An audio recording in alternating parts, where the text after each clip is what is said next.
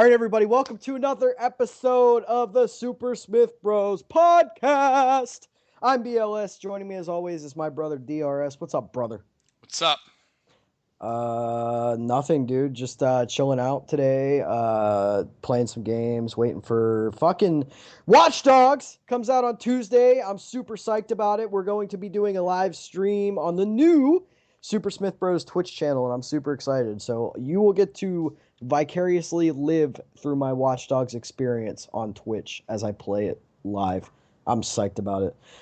A lot of people are bitching about Watch Dogs and console resolutions, things like that. I will be running it at 1080p at 60 frames per second on ultra settings, and you will get to see all of that crunchy, awesome goodness. Before we get too much into the podcast today, though, we have to make the announcement that this podcast is brought to you by TeamGettingFit.com, our sponsor who sponsors us and does sponsorship things for Super Smith Bros. You can check out teamgettingfit.com for all your fitness needs. It offers meal plans tailored to you and your fitness goals. You can also feel free to check out some additional products that will help you get through your weight loss or muscle building, whatever it is you want to do to yourself. That sounds awkward. I really hope our sponsor doesn't listen to our podcast. But he also offers products like Shakeology and Sanity P90X. They're all great products. Sean Swisher is a great guy. He'll be your personal fitness coach, and all of his services are free. The products you decide to purchase as you are doing your fitness regimen with him are totally up to you, and you don't necessarily even need them all the time. So check out teamgettingfit.com or send Sean Swisher, your personal fitness coach, an email at bigswish7777 at yahoo.com. And with that, we're going to do our podcast. And here we are, we're live, and I don't know, dude. I'm really excited. I'm in a really weird mood. I've been playing Spec Ops The Line on my PS3, which is awesome. It should put you in a horrible mood. I mean, that game makes you feel like shit on a continuous basis. I like killing people. No, just kidding. It's I don't know, it's a lot of fun, dude. It's intense and fast paced. I wish I could play it on my PC so I could turn off the fucking turn on anti-aliasing, because that's the one thing now that I play PC games, I'm one of those dicks, and I'm like, oh my god, I can see pixels up close, and I don't like that. So it's kind of sucks to be that guy, but I promised myself I would never be that guy, and here I am 3 weeks into my PC, and already that guy, but whatever. Speaking of fanboys, you can go check out our last podcast all about fanboys and how Brandon is one. I am not a fanboy at all. I You used to be are. one. I converted, and all things are good. I've been And baptized. became a PC fanboy instead. I'm not a PC fanboy, okay? You I'm not a are. fanboy of any. I like video games, okay? Video games are fun. I don't care where I play them at. It's just I know that Spec Ops. See, here's the thing, because I was debating about this with myself the other day, and I know you thought about it. I kind of, with the other day, I was thinking about selling my PS3, but not for the money, not just for the money, because I kind of want a Wii U, and I know you think that's stupid, but I think Wii U is fucking cool, and I really want one. And we'll get into that a little more later, but I don't know, man. I still can't bring myself to get rid of my PS3. It's given me so many awesome gaming experiences. I still want to play it, and there's still games that I'm going to get on PS3 that won't be available on PC. So whatever. I mean, I'm keeping it, keeping the beast. If anything, when it dies, it'll become a Blu-ray player and a streaming device. So there's really no reason to sell it for the price I paid for it. But I don't know, man. Let's get into some of the shit we need to talk about today, though, because this week we announced on Facebook that we were going to be discussing how gaming and our habits in gaming affect our relationships. Dylan, you are a married man. I pretty much am married, but there's no documentation to prove it. Lucky for me.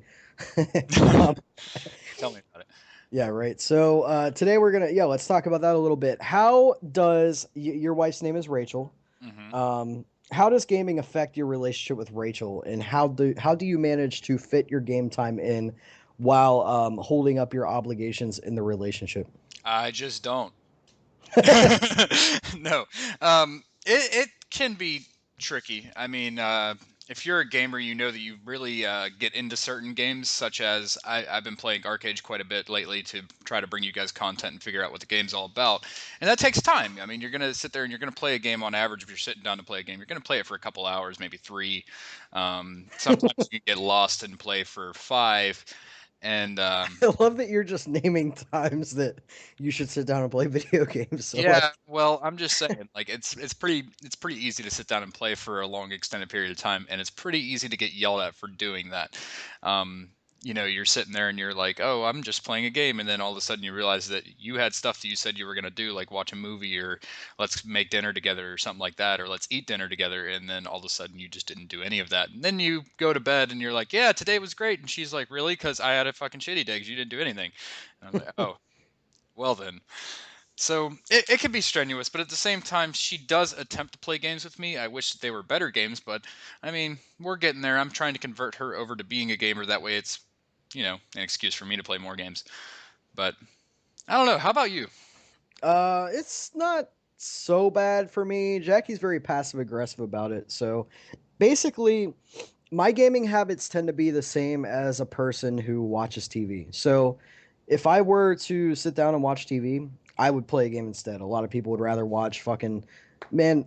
A funny side note story, real quick. Excuse me. Jackie insisted for weeks that we get cable, and she wanted cable so she could watch the Food Network. So I finally got cable, and she watches the Food Network. And dude, it's just such a waste of time. I don't know if you remember, but we had a stepmother. Thanks, Dad. We had many different step parents, but our stepmom used to bitch at us all the time. Like, you play video games way too much, and then she'd log into Second Life or sit and watch fucking Emerald Lagasse or some shit like that, and then claim that gaming was a waste of time. But the one thing I can say for Jackie, based on all this information, is that Jackie respects gaming as an art form. And the way I look at games, I don't really look at games as like, man, I don't know how to describe it. Like, instead of reading a book, which sounds terrible, instead of reading a book or watching a movie or finding something on TV to watch, 9 times out of 10, I'd rather just play a video game because you get to interact with it. I do look at it as an art form. I mean, it's people created this with their imaginations. It's not like, I don't know. But for some reason, gaming gets this weird stigma, especially with women who don't play video games, that it's just like kind of dumb. It's just kind of a dumb habit, and you're kind of a child for doing it. And I just think that's the furthest thing from the truth. I mean, I honestly believe that 9 out of 10 people at this point in time plays video games. But Jackie's very respectful about it. If I tell her, there will be days that I'll just tell her, Jackie, today is me day. And that basically means I'm going to play video games for about 14 hours. And that'll happen like maybe once every 2 weeks. Other than that, I kind of sneak my gaming in while she's at work or while she's asleep. And I try to spend as much time with her as I can. But she doesn't give me too much shit about it, honestly. It's not too bad. Yeah, I don't honestly get too much. I mean, I know my wife listens to this podcast, so I got to rag on her a little bit. But honestly, it doesn't end up being too bad. You can balance being a gamer. If you're a gamer, you can have a girlfriend, you can have a wife. It's okay. Like you're not going to fuck everything up that way unless you are more passionate about games than you are with her. So, that's kind of where you draw the line. You got to be like, "Oh, this is just a video game and I can walk up away from it and go do something else for a little bit." Well, here's a question I heard on somebody else's podcast this week. I wanted to bring it here. Say that Rachel, I don't want to use her name. It feels weird because I haven't even met her. But say that like your girl's in the mood, man, and you're sitting at your computer, and you're like, or whatever you're doing, computer, PS3 or whatever it is, and you're like going hard on some game, dude. You're really into it, and she's like trying to get your attention. What do? Do you continue playing the game, and you ignore? I already know the answer to this question for you, and you're gonna lie, but No, I ignore her. I do that because there's a wonderful thing called, hey, there's something to do later. But Dylan's like, put her in my queue. I'll do that later. Right now, I'm fucking yeah, fragging. we're busy right now. So, I mean, the thing is too is she's bored, so she doesn't have much else to do. She's not really into games. I mean, the only thing she really does for fun is maybe go on Tumblr and such. She doesn't watch a whole lot of TV. She doesn't watch a whole lot of movies. So while I'm playing a game, she's wandering around the house bored as hell, and that just makes for a kind of rough situation where I'm amused, but I feel like she should be able to be amused by random stuff like a computer, and I can keep amused with a computer for all day if I want to. And she can't do that so much. So we're all on a computer, and she's the only one that's like, "Why are we doing this? Let's go do something." Yeah, but the thing about it too that I'm starting to realize is that like gaming is can be an expensive habit. It's not really for me or you. I mean, other than the base cost of getting myself on a PC to be able to play games. I've spent no money on games so far. That's not true. I bought Watch Dogs. It was $40. But you figure like the amount of money you save when you know how to game responsibly and you don't just buy everything that comes out right away because oh my god, it's the new fucking thing and we all need it. It's kind of it's not so bad, but when you want to go out and like eat and go on dates and shit, dude, I'll tell you the other day Jackie wanted to go to Beef O'Brady's and she's been dying to go to Beef O'Brady's. So finally I was like, fuck it, let's just go to Beef O'Brady's. So we go. I spent $60 at Beef O'Brady's, you know? And it's like then she needed $10 for gas and then we had to pay something else. So I ended up spending $80 just to leave the house for a couple hours. It's just like, damn, dude, if I would have stayed home, I'd still have that money. So I could have been playing games and not spending money and, I'd be entertained. But it's Yeah. kind Yeah, and I do the same thing. Actually, my wife just left to the store with my roommate, and she took my debit card, which hopefully that ends well. Um, hopefully that ends without me being broke. But yeah, I mean, I can't say that because I do spend a lot of money on games, but not to the point where I'm going to break the bank. Whereas whenever we go out and do spontaneous stuff, I always end up spending way more money than I think I'm spending.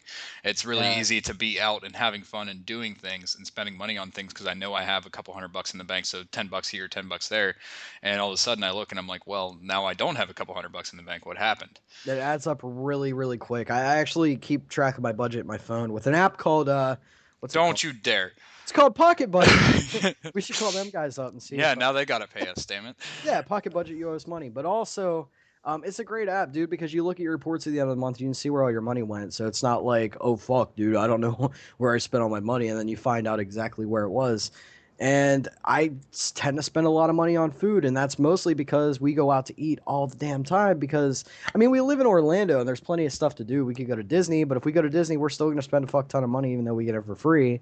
Um, and other than that, dude, it's restaurants. Like that's all 20 Highway 27 is restaurants. It's just there's a lot to do, but it's really expensive. And Jackie's kind of difficult to, please in that way. And that's the other thing too, is I've tried to get Jackie to game, but like I was talking about the Wii U before, the only time I've ever seen Jackie play a video game was at Target that time that we played the Wii U. And it was fucking adorable because she's sitting there with this big ass pad controller, which actually is more comfortable than it looks.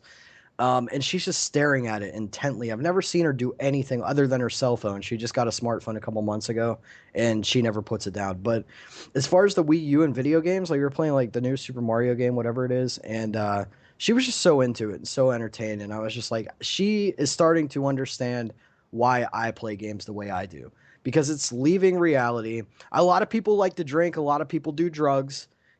Some people are adrenaline junkies or whatever. Gaming is my escaping reality because I can't go out in the streets and hijack a car and shoot 20 people.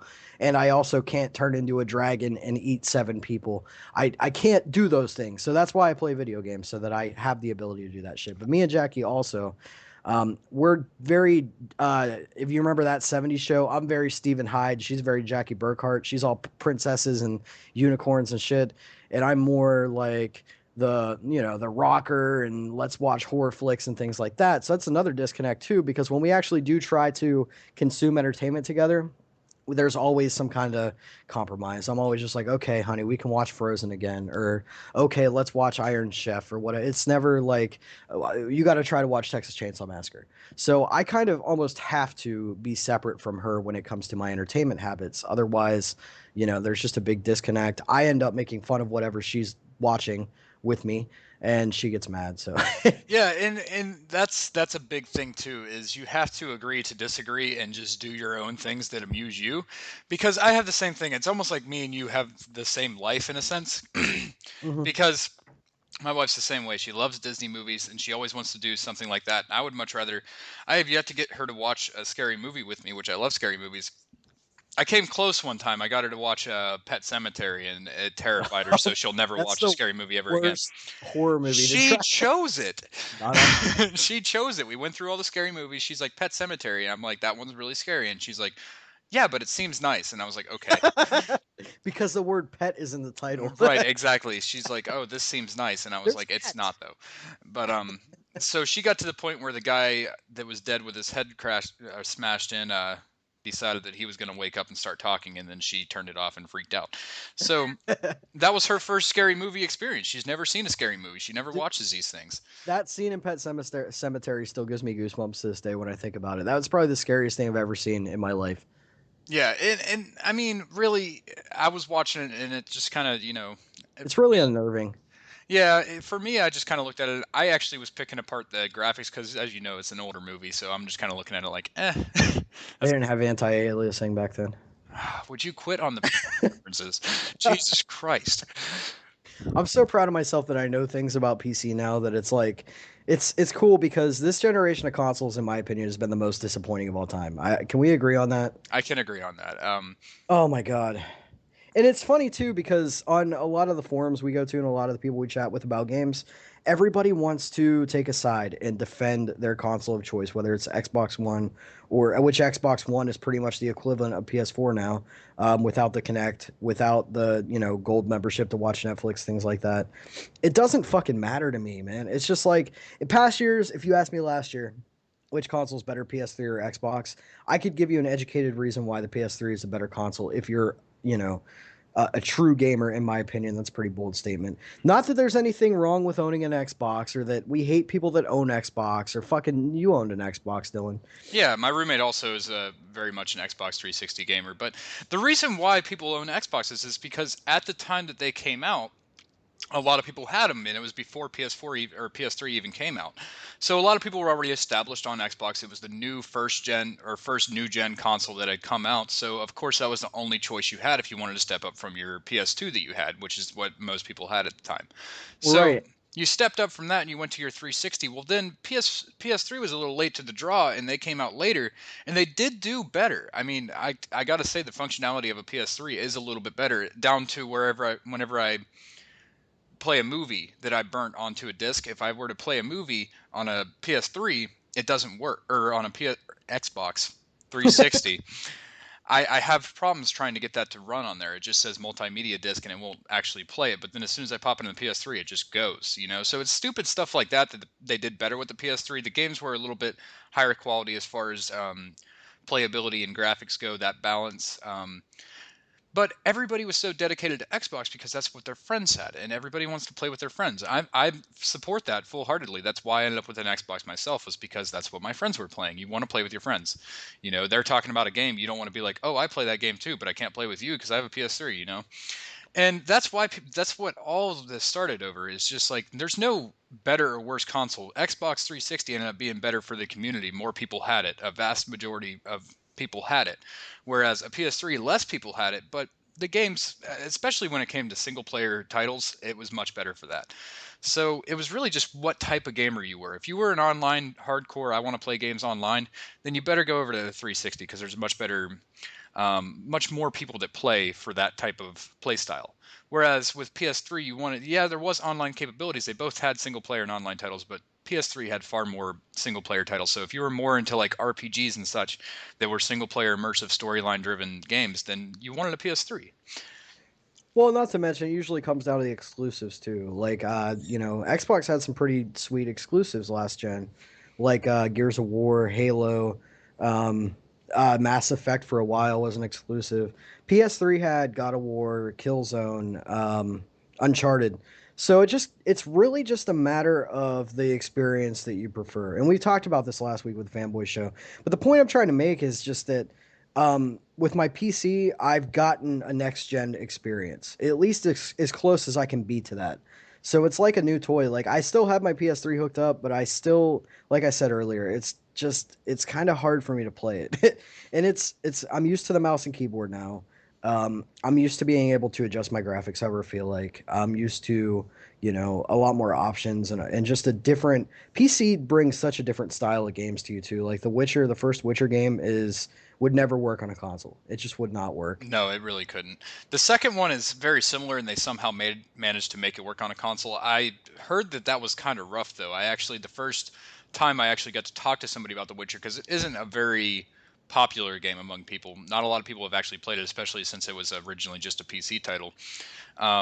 I talked to somebody who played The Witcher 2 on the Xbox 360, and they hated the game. They hated it. And I'm like, how can you hate such a great game? Like, it is a fantastic game. It's like hating Skyrim. Like, how can you hate that? You can have your dislikes and gripes about it now that it's older and you're just like, I'm bored with it. But overall, you can't hate Skyrim if you're a gamer. You can't. It's a great game. So I was mind boggled by that. And then I realized that he was playing it on the 360. And I'm like, well, that must have been a horrible port. Kind of like Dark Souls for a computer. I mean, let's be honest, it's a horrible port. I have a rough time playing it. I just had to spend 2 days trying to figure out how to run it. And that was after owning the game for probably about a year and a half before I finally figured out how to get it to run. And then I had a good experience. But, like that had to have been an awful port for people to say bad things about The Witcher 2. I mean, that's a great game, and especially I think another big thing that contributed to that was, I mean, they didn't get to play The Witcher 1, and those two are very side by side games. They're very linear. That picks up right where it left off. So if you didn't play the first one, like, you know, like, Well, yeah, and the you first can't one, just play Mass Effect 3 and be like, this series sucks because I don't know what's going on. right, and the first one requires a certain amount of uh I don't know how to describe. When I have been excited about playing The Witcher since '07. I've never played the game before until about a week and a half, 2 weeks ago. And I was really at first like, really, that's the combat system, because basically, for anyone that doesn't know, the combat system is you click on your enemy and then a little flame appears and you click again, and that's how you chain your combos. So basically combat means left click, left click, left click, but then they introduce some spells and you can right click too. It's just like, it's a little bit more shallow than what I expected. However, the game itself, I'm learning, is not really about the combat at all. The combat is meant to give you pretty animations and something to do, monsters to look at, but the game itself is about Geralt, whatever, Geralt. Geralt, whatever the fuck you want to call him. Um, and the game is about the characters and the stories told within those characters' lives that happen in the game. It's about choice. It's an adult-oriented game, which a lot of people said that at first. And I was like, what the fuck does that even mean? But as I progressed further through the game, I'm starting to find out that there are some really adult decisions, and that you can fuck all the bitches. That's what I love about The You Witcher. can, and you get their card too. Geralt just fucks everyone. Just like, it doesn't matter. There could be little kids around. You could be at a bar. It doesn't matter. Geralt just is all about getting some ass. So Geralt definitely would put his video games down to go get some butt. So we know that much. But no, but like for me with a PC, like I was saying before, and finish up my point. It is like I got a next gen console. I've got a shiny new, PC that plays everything at great settings, and there's so many games that are undiscovered that I've never even heard of, that I just like. There's this The thing that I really love is Steam. I mean, Steam is one of the greatest things in the world. It's like PSN, but there's a sale every day. It's not like PlayStation Plus, where once a month you get one game, and it may or may not be a game that you care about. You get, new games every day for under $10, under $5, $20 for bigger titles, and that's just completely awesome to me. I think it's ridiculous to pay $60 for games for the most part. And I'll do anything I can to not do that. So, I mean, Steam is perfect for me. The PC experience is awesome. I just love it, dude. I really do. And that brings us to our next point. Our game of the week this week, as you're watching, watching us get fucking destroyed at, well, me get destroyed at, not Dylan as much, but our game of the week is Hawken. So, Dylan, tell everybody what Hawken is, and what it was like to play that. Yeah. Anybody who was wondering what Hawken was, if you ever heard of Titanfall, that's Hawken. They basically stole it. It's kind of depressing because Hawken came out way before Titanfall was even thought of, and you're basically a giant mechanic. The only real difference is you can't get out. So I guess that's cool that you can do that in Titanfall, but I guess they had to change something. But yeah, you're just a giant mechanic. It's a first-person shooter, online only. You just go around. It's free to play. You can go download it on Steam right now. I believe it's for other consoles as well. I'm not sure. I want to say it was for like Xbox and PS3 as well. I'm not sure though. But anyway, you can go on Steam and play it for free. You just basically go around in this giant mechana, and there's a bunch of different types of machines that you can be in, and you can fly and jump around and swerve and whatever you want to do and just shoot everything. And it's fairly fun. It's very skill-based game. It's very reactive. You have to have some pretty good reaction time to do well in it. Yeah, we had a lot of fun playing it too. Especially that's another great thing, is the free to play games on Steam are just For the most part, they're really good. There's a couple that I really don't have any interest in playing, but this game was pretty fucking cool. I really did enjoy playing Hawken. I had a little bit of a hard time getting it to run for some reason. I don't know why, but once I did get it to run, it runs excellent. It's got a great frame rate, and I don't think the system requirements are too demanding. And yeah, it's a hell of a good game. I got my ass kicked a lot. I think I'm gonna blame that because I am a pretty skilled gamer after 24 years, but I'm gonna blame that on my screen latency because I am using a 32-inch TV and not a computer monitor. So Yeah, it could definitely have something to do with it. That and you're new to PC, so I mean, there's definitely a learning curve when it comes to first-person shooters on PC. They're much faster paced. Everybody can aim infinitely more accurately and much faster. So it's kind of difficult. And you're right in front of your screen, so it's much easier to see things that you might miss whenever you're 10 feet away from your TV. Even if you do have a large TV, you're still going to miss things that you're going to see when it's right in front of your face. right, but that also added to the experience. If you're gonna play Hawken, I highly recommend you do it with a headset. You get close to your monitor and turn up the volume. It's a really fun game. It definitely is. It's a lot of reward in the upgrades and things like that. So that's what you're watching while we're doing our podcast this week, and hope you guys enjoy. Dylan, another thing I want to talk about real quick regarding Nintendo is IGN named their game of last gen, the definitive game of last gen, the best game of last gen, and they said it was Super Mario Galaxy on the Nintendo Wii. And I've never played any of the games on the Wii other than like bowling and boxing. And I played Zelda, one of the Zelda ones, Skyward Sword or something like that. But other than that, oh no, that's not true either. I beat the new Super Mario Bros. Game when it came out. I Yeah, wish there was a Super Smith. oddly enough, I can weigh in on that because I did play that game and I believe I even beat it. I can't remember because we did have a Wii for a little bit of time there, and it's not. I can't call it the best game of last gen. Like that's just not fair. You have Mario in it, which automatically makes it a good game, and it's your basic Mario game. It's kind of 3D. If anybody played Donkey Kong 64, it's that version of Mario basically. And I mean, it was good. It was fun, but it was so cookie cutter. There was nothing original about it. I mean, it's the 3D world, kind of like any Donkey Kong 3D, any of those games. There's so many of them that I can't even name them all. And that's what it was. It was just one of those. So I can't see how that's one of the best games or the best game of last gen. I would have leaned more towards something along the lines of maybe Skyrim or a Fallout or something like that. Well, yeah, that was what I was getting at. I don't think we can name the best game of last gen. We've done the top 10 RPGs, which probably do it again for the website or something along those lines pretty soon here. But we will name, instead of one, let's do a top 10 list coming up probably. Let's have that by next week.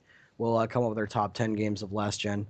But for me, I don't know, man. It's like I could see possibly the new Super Mario Bros. On the Wii being one of the candidates for best game of last gen, but I just don't see it being a platformer because platforming games, not that they don't still have a place in the gaming community, it's just the best game of the PS3 era of gaming. That's really hard. The PS3, Xbox 360 era of gaming. That's really hard to kind of, I don't know. The Wii deserves its credit and has its place, but I don't know if it's at the top at all. Even one of their Zelda games. I mean, come on now. There's got to be something better. If that's the best game of last gen, then last gen really sucked. And that's not true. Last gen was kick ass, No, dude. it There was were good, so especially many good towards the games. end. I mean, Grand Theft Auto 5, how the hell could that not have been in the running? That's one of the best games I've played in a very long time. So I don't know. I can't say that I have a favorite game of last gen. Dragon Age comes to mind. I really Dragon love Age is that. the one that really stick. When I first saw that, I was like, "How is Dragon Age not the best game of last gen?" I mean, it changed so many things in the realm of console RPGs and RPGs in general, and it had such a good story. And it's one of the only games I can remember where you're just playing the game and you just think to yourself, "Holy shit, this is epic." Like very few games really grab my attention and immerse me like Dragon Age did, and I don't know, it has a soft spot in my heart. It's one of my favorite games of all time. But last gen, I mean, it's got to be either, like I said, like you said, it's got to be either Dragon Age or Fallout or something from the Elder Scrolls series. Um, Platformer wise, I don't know. I don't know that a platformer should be. Platformers would have been the best games of a generation during like the NES era and the Super NES era. Yeah. I don't see it now. I just don't see Mario being. Even maybe back with the 64s and GameCubes, platformers could have held water with that. But I mean, we're past that stage that a platformer can really be the best game out. Now, are they good games that are viable and you want to play them? Yeah, of course, they're great. I mean, platformers are a lot of fun. What was it? Planet? What is it? You know what I'm trying to say? Planet what? Planet something? Captain Planet? Not Captain Planet. It's close enough though. No, Little Big Planet. That's what I was looking Oh, for. yeah, yeah, yeah. That was a great platformer, and it was a lot of fun, and it was a great game. But it was not the best game that ever came out for PS3. It's pretty Not at all. cool, you know. Little Big Planet really revolutionized the platformer and made it a next gen thing, last gen, because not only, did it have a great narrative and a really interesting concept, the levels were cool, the DLC was fucking awesome. I remember the Metal Gear pack that we had. Yeah, yeah, yeah.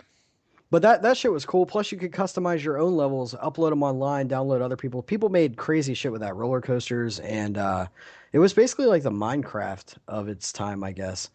But yeah, you had that coming out. Now we have games like Trine, which is a really cool platforming with RPG elements type of game. Chronology, Braid.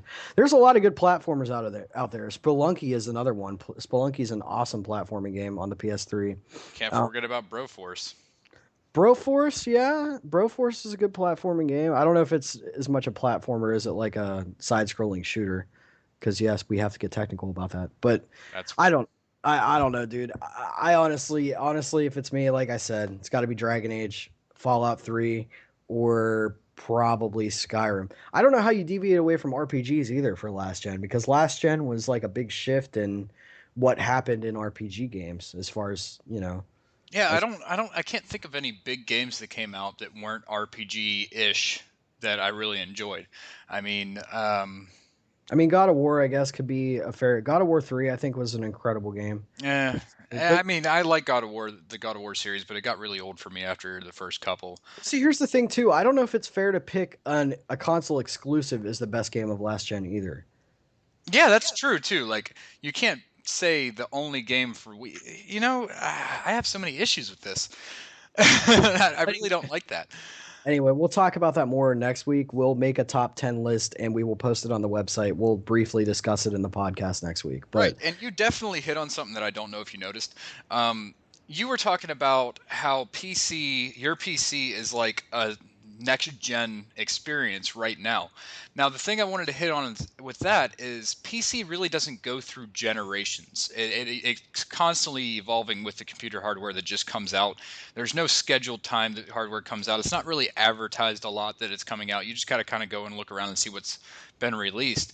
So games are developed on the highest spectrum of PCs. So, I mean, even if you update your graphics card, the games that you're going to be playing are always developed for the highest quality of that, if that makes sense. Like the developers that are developing them for PC are developing to be played on very, very high end computers. That way, the average person should be playing on medium settings.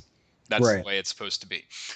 And there's no generation, like even since Crisis 3, Crisis 1, which came out quite a while ago, that gave that will give the graphics in that game will give PS4 a run for their money.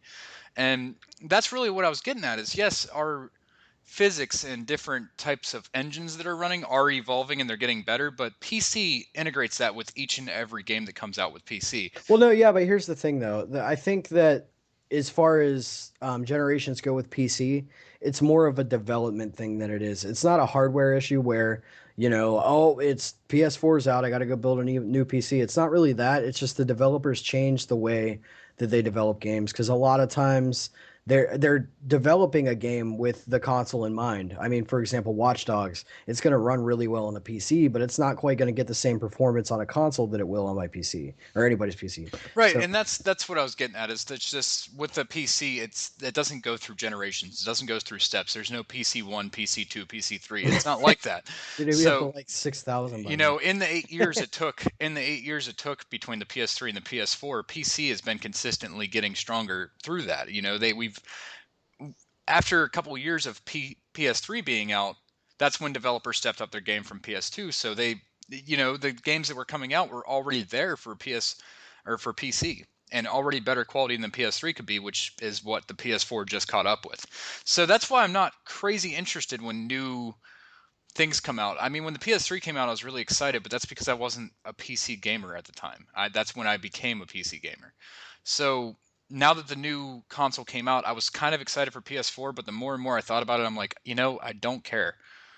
Well, yeah, it's not even that. I still love Sony and I love the PlayStation brand, but the thing is, there's just nothing happening in the world of console gaming right now. It's not a knock to console gamers or anything like that. I want a PS4 and I want a Wii U. I really do. But the thing is, well, I would probably buy the Wii U first, because the Wii U has games that I've never played before, and it has things that I haven't seen done, in a long time. They got a new Donkey Kong game, there's a new Mario game, there's some innovative things done with the hardware as far as the pad controller goes and things like that. But if you look at PS4, somebody posted something in Gaming Battlegrounds earlier, comparing the list of games that are available for PS4 versus the Xbox One, and all of the games on that list, save for a couple, were either games that had been released on PS3, games that had been released on PS Vita, games that had been released on the 360, or games you could get on the PC. So it's not like there is not a game out there right now that you absolutely need a next gen console to play. And that's what really nullifies the value for me. I mean, why would you not? I just don't understand why you would buy a next gen. Because again, we've talked about this before, but if you look at the PS4 library, 90% of it is just either indie games or PC ports of indie games that have been put on the PS4. And it's awesome that you can play those games on a console, and they should be available to as many people as possible. But those games should be kind of the grass growing around the house that Sony built instead of being the house until Sony finds some new shit to put in the fucking house, because there's nothing in it right now. There's just no. I just can't just I don't know. There's not a game out or even coming out really, other than maybe The Order, which I think comes out in October, or maybe the new wrestling game. It's really going to depend what the difference is between, because if it's the same build with a graphical upgrade for the PS4 as far as WWE games goes, that's still not enough incentive for me to buy PS4. But if you can do 8-man matches on PS4 and you can on PS3, which is probably a likely scenario, then I'd probably spring for the PS4 just for that. But honestly, it's just this console generation again is the most disappointing of all time. I mean, even when PS3 first launched, you had the option of getting, Oblivion. That was the first game that we bought. And you also had MotorStorm, and you had, there were some online games. It was when PlayStation Network was first really getting on its feet, like Lair and Fat Princess. There were some indie games integrated there. But at least you had some type of options. It wasn't just like there's just, if you want to find a good RPG for PS4, best of luck to you, because there just isn't one yet. Right. And another big thing too that I'm reading right now is this is pretty big news actually. Bethesda Game Studios says it won't reveal its next game for a long time. Now that shows me Bethesda's a big powerhouse when it comes to new gen consoles coming out. Normally we saw Oblivion fairly quickly come out for PS3 and Xbox pretty fast. I mean, that was out. Morrowind too. Morrowind, I believe, made the 360 when the 360 Yeah, released. it was they're fairly rapid fire when it comes to new gen. Now PS4 comes out. PS4, contrary to belief, I'm just going to use this as an example. Xbox One's the same exact way, so just don't get all crazy on me because I'm not talking about Xbox Two. But PS3 to PS4 is a huge jump in hardware. Whenever you look at actual stats, knowing what computer hardware is, it's a big, big jump in hardware, which means that the PS4 is capable of a lot more than what they're releasing now. It really is. That's going to take that gives game developers a lot more options that they're going to be obligated to utilize now. You can't have a brand new console come out like this that's capable of so much and not utilize it. You have to. You have to utilize it. So they're going to have to sit back and find that balance again. The game developers are going to have to sit back and watch other games release, such as Drive Club, which is trying to release, or Watch Dogs, and watch their mistakes that they make and watch what was successful and what was bad and tweak them. So Bethesda's saying they're going to sit back and watch, and they're not going to release another game for a long time, especially with Elder Scrolls Online coming out and not doing so hot. They're definitely going to have to. A lot of game developers that don't have the money to waste are going to have to sit back and really figure out what they're going to do with this new hardware that's come out, figure out where they're going to place it, what they're going to do, what systems they're going to run, what engines, because there's brand new engines coming out too. And there's some physics engines that are insanely good that are just so realistic. I can't remember the name of the one I was watching, but it's going to be utilized in the new Tom Clancy game. And it looks incredible. I mean, everything in the world is interactive to your character, and it doesn't clip or it's seamless. It's amazing, and I can't wait to see it in action. But you know what I'm getting at here. I mean, you can't just automatically adapt and be like, oh, now we're in PS4. Let me just release these games. It doesn't work that way. No, right. It takes time. I mean, Right. even PS3 came out a year after the Xbox 360 was out. So that's a huge gap between releases. And like I said, it's not like you went to the store when PS3 came out and had a huge shelf and tons of options. It was close. I don't want to say it was close to this gen though, because you still had games like Oblivion that you could pick up. This gen, there's no Oblivion. There's no, there's just not anything real special. And Oblivion is a hell of a good reason to buy a PS3, I think. I mean, even now, Oblivion would be a hell of a good reason to get a PS3. Right. And yeah, I mean, Oblivion was a great game, and it was like one of the driving things. I don't think we're going to see any driving factors to get a PS4 for quite a while. Um, there's just not that much that's going to be out. I think it's going to be towards the end of this year we're going to start seeing titles come out that will be justification to go out and buy that new console.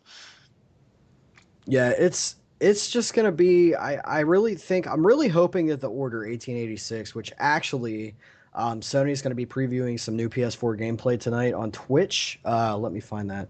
It's going to be 1 p.m. Pacific time, which would be, I want to say, 3 hours behind that Eastern, I believe. Mhm. So that would be like around 11, something like that. It probably already aired or will air soon. But anyway, I think that the Order 1886 might be the game that really does it for a lot of people. I think it's a shooter. And it's supposed to revolutionize the way that we play first-person games. I think it's a first-person game, pretty sure. I think it is too. I saw some gameplay from it. It reminded me a lot of Wolfenstein, oddly enough. And I don't know. It looks like it could be a really great game.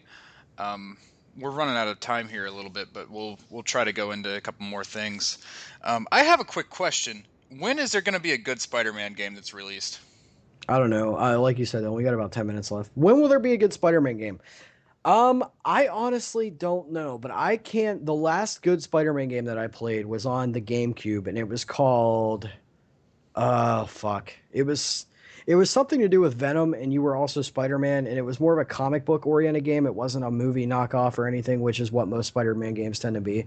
It was. Um, Oh my God, I can't remember what it was called, but it was really cool. You switched between Spider-Man and Venom and played through comic book storylines of the past. There were a lot of weird challenges and stuff, and it was just a fun arcadey Spider-Man game to play.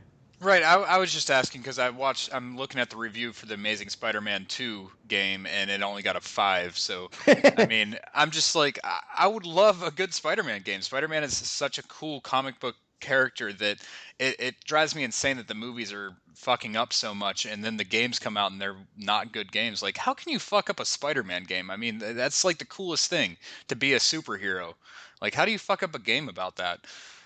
Well, not only Spider-Man, I mean, Spider-Man's perfect for video games. And he shoots webs and climbs walls. And actually, I was watching something from Rev 3 Games the other day where they were talking about games where you did parkour and things like that and how fun they were.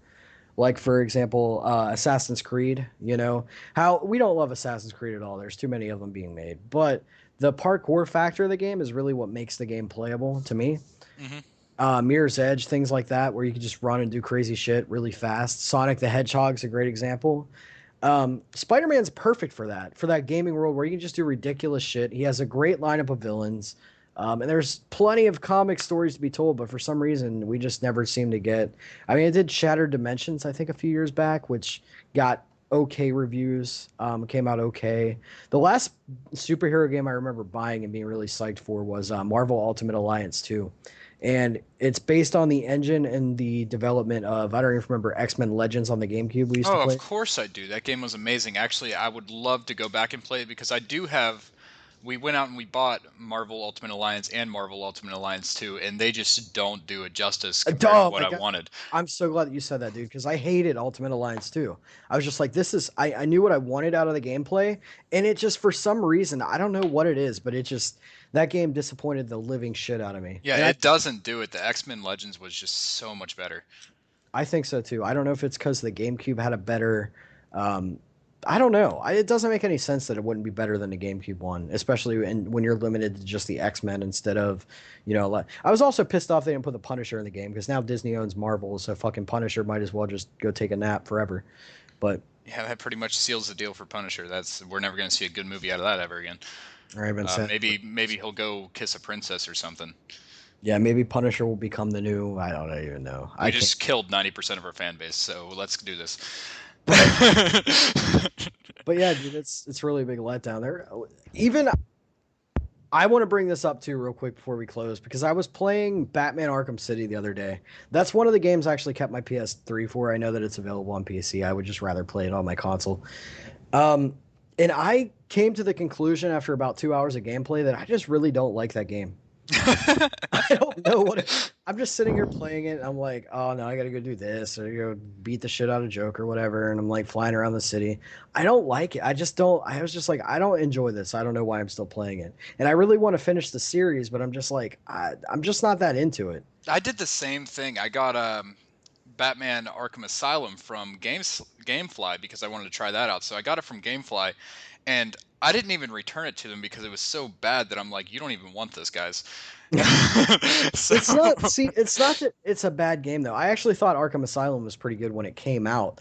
It's just like the game feels so dated already, and the controls. I think it's mostly Arkham City because Arkham Asylum kind of limited you to the asylum, and Arkham City like wants you to fly around and do random shit. And just Batman doesn't really traverse very well. I think if they would have put a Batmobile in the game, it would have been a hell of a lot better. which is their big feature to the newest game. But at the same time, I mean, it's so boring. Like the way that I don't know what it is. It's the way the combat is and all your features and stuff. I mean, there's no reason to ever leave detective view. That's just silly. You're wrong if you're doing that because you're gonna miss everything. So you they just did it so poorly. I feel like, and a lot of people are gonna really disagree with me, including you. But I just feel like it could have been done a lot better. Batman is such a cool superhero, and I feel like everything could have been done a lot better with that game. But that's for No, another time. no, no, And no, no. I completely. We got about 5 minutes. I completely. Do we have 5 minutes? Yeah, we do have we 5 minutes. don't. No, we do because we started the Skype call before we actually started the podcast. Okay, well, anyway, So we have about 5 minutes. We have some about five behind, minutes left. some behind the scenes there. You can edit that out. Bros. I ain't edited. Fuck everybody that listens to our podcast. No, I'm All just right, now I have to edit kidding. it. Quality control, bro. Yeah, no, we No, don't. but What the can thing about hear everything. the story, like it's even the story. It's like they're just trying to jam way too many Batman villains into one thing. The story is kind of convoluted. Arkham City, like, why didn't they just give you fucking Gotham? Why couldn't they just have the? I mean, we've seen Grand Theft Auto 5. You're telling me they couldn't have made Batman character models for that and done the same type of thing? You know, it would have taken longer to develop, but why does everything have to be a yearly release? I mean, have Arkham City 2, 3 years later come out with the next one. People would go ape shit for that. You know, I just felt it's not like I felt like the game was unfinished. I just feel like the concept and the idea was bad. I don't like the idea of being Batman and jumping from building to building and shit. I think that's stupid. I think the combat is really boring. I mean, it's fun to watch, but it's not fun to play. Why is Batman so slow? That's the problem I had. Is the game plays so slow. It's What's the other? so slow, and it drove me insane to the point where I'm like, Batman is in by the comic books. He's a ninja. He literally is a ninja.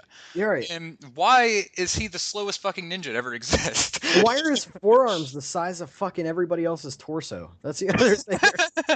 Like, not that fans of this game, it's all in good fun, but seriously, this game just I don't know what it is, dude. I just can't. There's just so many things I don't enjoy. I hate the movement. The controls are just another thing. It's just like weird and wonky and uncomfortable. It's just you gotta hit left and right on the D-pad to change your weapons. That's fine, but every weapon acts differently. Some of them you tap L1, some of you hold L1 and hit R1 and then hit L1 again. So it's just like why is it so complicated? Make a fucking Batman game. and make it not Yeah, complicated. and I want to love these games. I want to I love do the too. series, but I Really, can't do it. Every time I sit down and I play it, I'm like, oh man, it's so great. Look, a Batman game. And then about 2 hours later, I predicted everything that was going to happen. I knew when I was running into a boss fight. I knew when I was about to run into enemies. I even saw down to where your costume starts getting torn up in Arkham Asylum. And I'm like, oh, that's funny because it's torn up just because I hit a certain point. It doesn't actually organically tear, which drives me nuts, you know? yeah, that is annoying too. That's like, okay, I'm almost at the end of the game. My bat suit's completely ruined, which is cool that they did that. But at the same time, it's just I don't. Again, character models look bad. The controls are bad. The story is lame. The environments are bad. And Batman should be a parkour expert, and he's not. So I don't know. I don't know, man. They just absolutely flopped with me, especially. Like I said, I loved Arkham City or Arkham Asylum. I thought that game was fucking awesome because they really utilized the detective aspect. There were smaller environments. It was easier. But that game really fucked up on boss fights because they were all the same damn thing. So Yeah. every boss in that game is Bane. And then you fight Bane, and then you fight Joker because he gets big and muscular like Bane. Spoiler alert. And it's just the game overall. It was very disappointing. But I don't know. 2 minute warning, Dylan. We got 2 minutes. What can we throw into 2 minutes right here? Shadow of Mordor could be the Lord of the Rings game you've always wanted. Let's hit on this because it's something that I saw right in front of my face, and it's supposed to be a new Lord of the Rings game that's going to be coming out now. I don't know if you ever played any Lord of the Rings games, but I had what was it, Frozen Throne or something like that. Um, Forgive me, I actually can't remember what it's called. It was Frozen something, but it was a great game. It was a lot of fun. I've never watched Lord of the Rings, and now everybody's going to be mad at me. But it's really fun. It was a good RPG, and it was also co-op, so that brought a good spectrum of things you could do. It was split screen co-op, which is kind of rare with RPGs. But having a new Lord of the Rings game come out, second or new gen, that might be pretty cool. I'm looking at a lot of screenshots and such, and it looks like it's pretty cool. The people from Uncharted, Last of Us, and Mass Effect are going to be the voice actors working on this, so it's Naughty gonna. Dog. Yeah, I feel like they're going to be throwing out some good stuff with this one, and I'm kind of interested. Even though I don't really know Lord of the Rings too well, it looks really cool. It could be good. I don't know. We'll see when the review scores come out because I wouldn't buy it before that. But Me neither. anyway, guys, that's going to wrap up another episode of Super Smith Bros. And stay tuned because next week, as we announced, we're going to have our top 10 games of last gen. Also, at some point in the near future, we will have Jackie and Rachel on the podcast to get their point of view on our video game habits. Guys, you got to go check out thesupersmithbros.com. There's tons of articles there about all kinds of random gaming stuff. You can also check out Sean Swisher's website, teamgettingfit.com, on the link on the left side. There's videos, there's all kinds of stuff. And also stay tuned because we got a new ArcAge video coming out very soon. We just recorded it today. It'll be available on our YouTube probably tonight or tomorrow. Well, actually, no, this is Tuesday now. So I don't know when. I can't go back in time and predict that type of shit, but we'll see. Anyway, guys, thanks for listening. For BLS and DRS, we are the Super Smith Bros, and we'll see you next time.